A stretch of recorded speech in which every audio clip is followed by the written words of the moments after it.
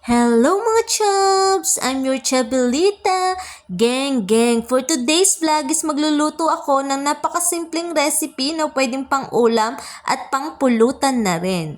So, tara! Samahan niyo ako magluto mga chubs! Sa isang pan, farinay ko nga pala ang ating tofu. So, ang isang tofu na square is hiniwa ko siya into two. Then, ito ang ating mga ingredients, siling haba, 3 piraso, onion, garlic, at ang ating mayonnaise, mamasita na oyster sauce, at ang ating chinap or hiniwa na tofu. So, sa same pan, inuna ko ang ating siling haba at sibuyas para lalong sobrang anghang ang ating sisig tofu. So, alam nyo na ang aking lulutuin mga chaps. Then, sinunod ko naman ang bawang. Then, ayan, halu-haluin lang natin ng very light mga chaps. Halu-haluin lang para lumabas ang aroma. Grabe, napakabango at napakaanghang ng amoy nito mga chaps. Then sinunod ko na ang ating oyster sauce.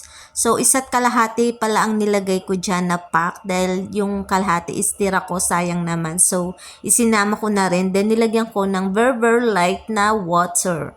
Konting water lang yan mga chubs para magbalanse lang ang alat at linamnam ng ating oyster sauce. So ayan, nilagyan ko na rin ng salt at konting pepper. Grabe, ang bango pero ang sakit sa ilong mga chubs, ang anghang. Then sinunod ko na ang ating hiniwang tofu.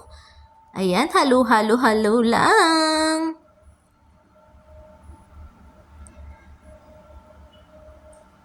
Pagkatapos takpan lang, then wait ng 3 minutes. So, ayan, haluin lang para evenly yung pagkaluto ng ating tofu. Grabe, tingnan nyo, wala na yung sarsa, diba? Kasi sinipsip na yan ng ating tofu. So, yung lasa is nanuot na sa ating tokwa. So, napakasarap niyan mga chaps. Hindi kayo magsasawa kahit araw-arawin nyo siyang iluto. At perfect din yan sa mga nagda-diet or naglulus ng kanilang weight. So, ayan, napakasarap na recipe yan mga chubs. So, ayan, nilagay ko na siya sa bowl.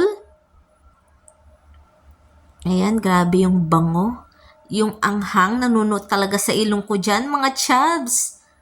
Ilang beses akong nabahing dyan. Grabe kasing anghang nung siling haba.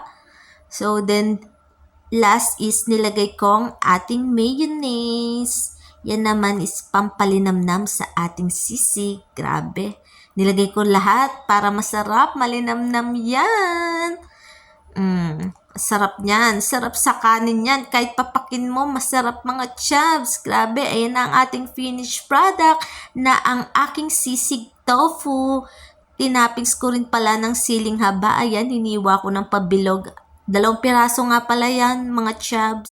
Ayan, lagyan ko naman siya ng pang-toppings natin na siling haba, 2 piraso. Hiniwa ko siya pabilog. Grabe. Para maganda naman siyang tingnan at lalo kang matatakam. Then, ayan, nilagyan ko rin siya ng fresh onion. Half lang yan mga chubs dahil malaki yung onion na nabili ko. So, kalahati lang inilagay ko. Pang-garnish lang naman natin. Then, lalagyan ko nga rin pala yan ng chopped garlic. And ayan, lagay-lagay lang. Ayan yung garlic natin chinap mga chubs. So, try nyo na to. Nabubulol na ako mga chubs, sorry Iba talaga pag hindi sanay sa pagbablog. So, ayan na ang ating finished product. Try nyo na to sa inyo mga chubs. For sure, budget friendly lang to at healthy pa. Lutong bahay is the best talaga. Kaya ano pang hinihintay nyo mga chubs? Luto na! Salamat sa panonood. Bye-bye!